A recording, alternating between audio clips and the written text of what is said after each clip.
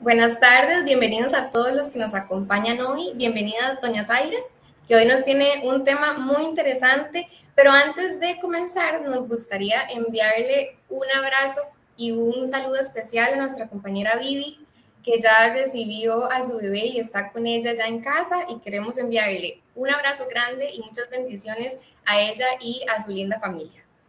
Y bienvenida, doña Zaira. Gracias, Rebeca. Buenas tardes. Un gusto estar nuevamente con ustedes por acá. Gracias. Bueno, el tema de hoy, tal vez el título va a sonar un poquito largo o tal vez para algunos un poquito complejo, pero doña Zaira nos va a ayudar a aterrizar bastante este tema, que es cómo se debe analizar el arrendamiento de inmuebles en el estudio de precios de transferencia. Entonces, doña Zaira, la primera pregunta es, ¿por qué es importante hablar de arrendamientos en materia de precios de transferencia?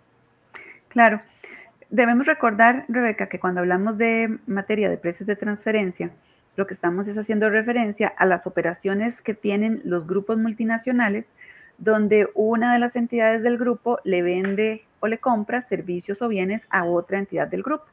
Es muy usual que analicemos las operaciones principales, ¿verdad? Entonces, productos, venta de servicios.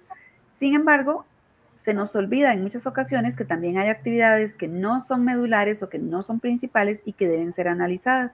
Y aquí es donde usualmente ingresa el tema del arrendamiento de los inmuebles. Las personas o los grupos multinacionales deben de tener conciencia de que si estamos pagando o alquilando a alguno de nuestros vinculados un arrendamiento de oficina, de bodega, de cualquier inmueble, ese arrendamiento debe de analizarse en el estudio de precios de transferencia y determinar si lo que estamos arrendando o lo que estamos pagando está cumpliendo con los valores de mercado para poder estar tranquilos de que ante una inspección fiscal no vayamos a correr ningún riesgo. Claro. ¿Qué factores se consideran al establecer el valor de mercado de un inmueble arrendado? Bueno, esa es la clave del estudio de precios, ¿verdad? En eso rige todo el tema de poder identificar si el valor que estamos transando con nuestras vinculadas realmente es un valor de mercado. Y aquí, Rebeca, voy digamos, a explicar por qué es que esto es importante. Perfecto. Nosotros usualmente, y cuando digo nosotros somos los asesores en materia de precios de transferencia, usualmente cuando tenemos arrendamientos, vamos a buscar qué valores hay en el mercado y ha sido una práctica muy generalizada que busquemos comparables externos. Entonces, aquí hago un repaso, tenemos comparables externos cuando yo tengo que ir a buscar en el mercado valores por aquello que es igual a lo que yo realizo, o tengo comparable interno cuando yo tengo en mis actividades transacciones con vinculados y con no vinculados. Entonces, claro, si yo soy una empresa que tiene una oficina y se la estoy arrendando a mi vinculada, pero también tengo oficinas que le arriendo a otros, ahí no hay mayor problema. La respuesta a tu pregunta sería el valor del mercado que yo voy a considerar es ese valor que le estoy vendiendo a los terceros. Pero cuando eso no se da, y más bien yo no tengo cómo obtener el valor de mercado, los asesores por mucho tiempo hemos utilizado como precio de mercado los valores que se ofrecen en páginas web que se dedican al arrendamiento de inmuebles, ¿verdad? Entonces buscamos que sean locales muy similares a los que nosotros estamos analizando y obtenemos esos valores de las páginas web. Ha sido una práctica, ya te digo, usada por años y por todo el mundo. Sin embargo, ha estado ocurriendo en algunos países, por ejemplo en México, por ejemplo en Guatemala, donde la administración tributaria ha rechazado esos comparables y nos dice que esos comparables en realidad no son transacciones realizadas, sino que son expectativas de negocio, porque yo lo que veo simplemente es un anuncio. Y como no tenemos nosotros acceso al contrato de terceros, entonces hemos utilizado esas páginas como una referencia. Pero debemos tener cuidado porque bien podría ser que nuestra propia administración salga con esa misma lógica que no deja de estar tan mal, ¿verdad? Y de decir, bueno, lo que usted está viendo como valor de mercado es un valor que un tercero anunció, es una expectativa, pero no sabemos si realmente se logró arrendar a ese precio o no. Ok. ¿Qué métodos de precios de transferencia se utilizan comúnmente para determinar el alquiler de un inmueble? Ok, si estuviéramos en el primer escenario donde nosotros tenemos comparables internos, porque yo le alquilo a mi vinculado, pero alquilo a terceros, ahí yo debo de utilizar un método que se llama método de precio comparable no controlado. Y entonces el precio que yo le vendo al vinculado lo voy a analizar y comparar con el precio de este otro que no es un vinculado. Cuando eso no existe, sino que tengo que irme al mercado a buscar valores de mercado, entonces nuestra recomendación es que se utilice un análisis con un método que se llama margen neto transaccional, con un indicador financiero que nos va a, digamos, a analizar cuál es el retorno que tiene la empresa que da el arrendamiento, cuál es el retorno que tiene sobre sus activos. El retorno sobre activos sería el indicador adecuado, porque entonces yo voy a poder saber a partir de los activos que yo tengo en operación y que doy en arrendamiento, cuál es el retorno que yo recibo. Y por medio de bases de datos internacionales, entonces puedo obtener otras empresas que también se dedican a dar arrendamiento y voy a conocer cuál es el retorno sobre activo que ellas tienen. Este es un método muy seguro porque me permite entender ese rendimiento específico sobre los bienes que yo estoy colocando en arrendamiento. Ok, perfecto. Luego, ¿de qué manera las leyes y regulaciones varían entre jurisdicciones y cómo afecta eso el arrendamiento de un inmueble? Eso es muy importante, Rebeca. Cuando nosotros estamos hablando de precios de transferencia, debemos de recordar que esta actividad no se da únicamente en un país. Usualmente lo que tenemos es un grupo multinacional que tiene operaciones en diferentes jurisdicciones. Entonces, cuando vamos a hacer el estudio de precios de transferencia, nosotros debemos de revisar qué normativa hay vigente en cada país donde está operando la empresa. Usualmente, si estamos hablando de la región, usualmente vamos a mantener los mismos métodos, usualmente vamos a tener los mismos indicadores, pero hay situaciones que nos llevan, por ejemplo, a temas de vinculación que sí pueden ser diferentes. O incluso países donde existen más métodos que los que utilizamos en Costa Rica. Bueno, entonces sí tenemos que tener esa claridad.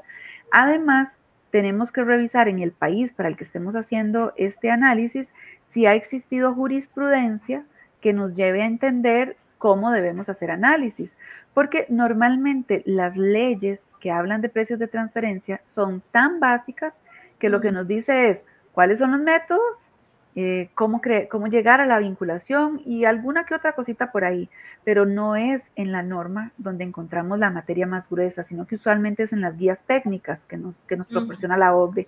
Entonces es un tema relevante. ¿Qué ocurre con los arrendamientos? Ve lo que te decía hace un momento, o sea, podría ser que en México, Guatemala y Costa Rica estemos utilizando el mismo orden lógico de buscar cotizaciones en el mercado. Sin embargo, aunque las leyes son las mismas, hay jurisprudencia donde los jueces de estos países ya han indicado no queremos aceptarles esta forma de análisis porque nos parece que no estamos transando actividades reales sino expectativas. Entonces, la jurisprudencia y la normativa se convierten en algo fundamental para poder analizar cómo queremos presentar en nuestro estudio el análisis de los arrendamientos. ¿Y qué factores del mercado se deben considerar al fijar precios de arrendamiento entre partes relacionadas? Bueno, cuando estamos hablando de precios de transferencia, recordemos que el estudio de precios de transferencia básicamente se basa en comparación.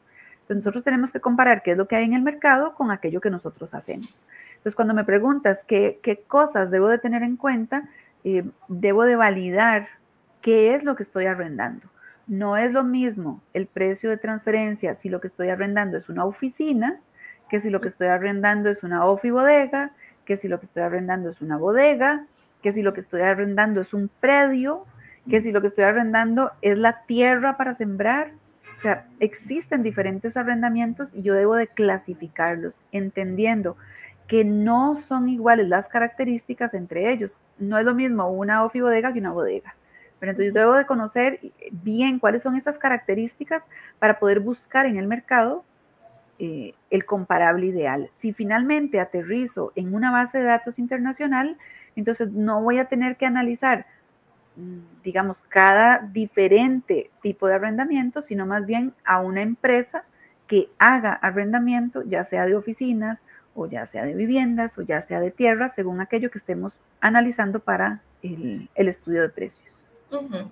¿Y qué recomendación le daría usted o le puede dar una empresa que dentro de sus actividades vinculadas esté el de arrendamientos? Ujú. Bueno, la primera recomendación es hacer un análisis para identificar si tienen comparables internos, ¿verdad? Entonces pensemos que A es la dueña del inmueble que se lo arrienda a B y B es también una empresa vinculada, pero le arrienda también a C, a D, a F. Entonces, ese es el primer análisis que debe de hacer, saber si yo puedo obtener información de cómo estoy arrendándole a los que no son vinculados. Pero aquí, Rebeca, también tienen que tener cuidado porque yo cuando digo que esta comparación es válida es siempre y cuando lo que yo estoy arrendando sea igual. Si yo a la vinculada le estoy arrendando una bodega y a los no vinculados les estoy arrendando oficinas, evidentemente eso no podrá ser un comparable interno. Entonces lo primero es eso, identificar si yo tengo un comparable interno. Si es así, pues comparo precios, usualmente lo vamos a comparar por metro cuadrado. ¿Verdad? Y es la forma más equitativa de poder saber si estamos haciendo una comparación adecuada. Si esto no ocurre y debemos de ir a buscar comparables externos, entonces aquí es donde los pongo en jaque, ¿verdad? Tienen que o decidir seguir haciéndolo como hasta la fecha se ha venido haciendo, que es buscando comparables en el mercado, entendiendo que debemos de buscar que sean idénticos, o si no, y esta sería la recomendación, hacer el cambio a un indicador financiero más robusto como es el retorno sobre activos. ¿Verdad? Al aplicar retorno sobre activos, eso sí, tenemos que recordar que vamos necesariamente a utilizar una base de datos que son usualmente bases que van a tener únicamente los asesores, pero que hay acceso a ellos para poder obtener el retorno sobre activos de empresas que se dedican a lo mismo que nosotros y tener un estudio más robusto. ¿Verdad? Yo también les recomiendo a aquellos que prefieren mantenerse con cotizaciones de mercado que hagan el doble ejercicio.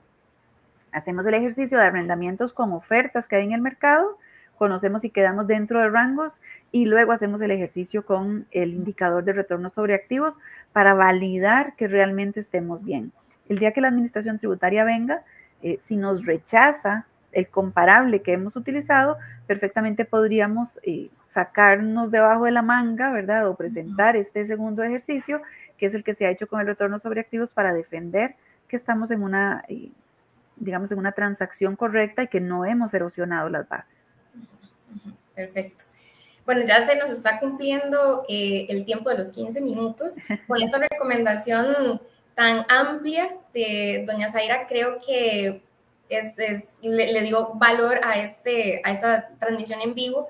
Y si alguien quedó con alguna duda con respecto a este tema o cualquier otro tema, les invitamos a que nos contacten al número 22 48 48 22. Nos pueden enviar también un WhatsApp al 7023 6238 o bien nos pueden escribir un correo a info@actualidadtributaria.com.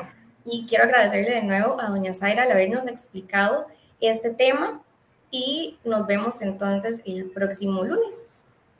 Con todo gusto, Rebeca. Bueno, muchas gracias. Hasta luego. Buena tarde.